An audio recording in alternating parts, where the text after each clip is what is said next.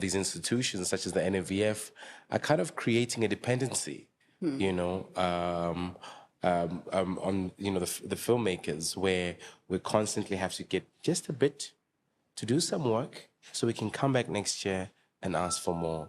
And even though I think it's not the intention, that's essentially what the ecosystem gets to perpetuate, where we never really get to kind of break out into a space where there's an independent machinery of making these films. How do you think we can get to that place where we can do that? So I do agree, and I think it's because for the longest time until today, South Africa's position is that filmmaking is just storytelling. Yeah.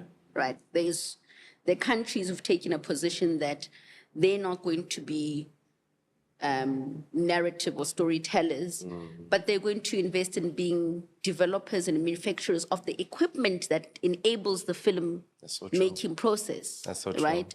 So I also talk about when we look at ourselves nationally, where are we positioning ourselves in the global film and making, film and television landscape? And I want to make you an example.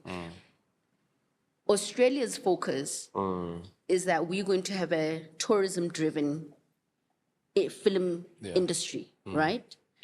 Germany's strategy is that we're going to have a localized industry. And when I say localization-driven industry, I mean, and when I say that is that there's a huge representation still in Germany where whatever international film comes, or even back then with Hollywood, when it lands, they actually have local voiceover artists who represents like there's a German Jolene voice, right? So if it lands, to preserve their languages, right?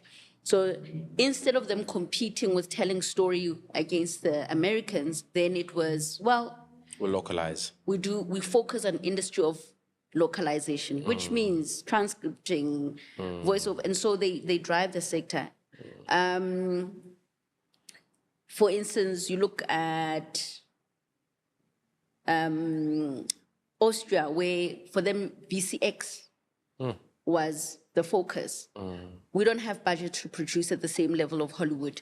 We are going to a point that a lot of Hollywood movies go for post-production in VFX in Austria, right? Hence, you have companies like Weta. France, for instance, said our focus is going to be animation. So that in the globalization of film and television, the question is that where are you going to play, right? The UK, a lot of the American scripted content and formats are actually coming out of the UK and Israel and all of those places where they're adopted by the US, but what the US has is the budget to then elevate it and then global audiences put them out there and put it out there. Well, I mean, this kind of reminds me of a quote that I heard. They said, during the American gold rush, the people that actually made most money were not the actual miners mining the gold. It was the people who were servicing the miners.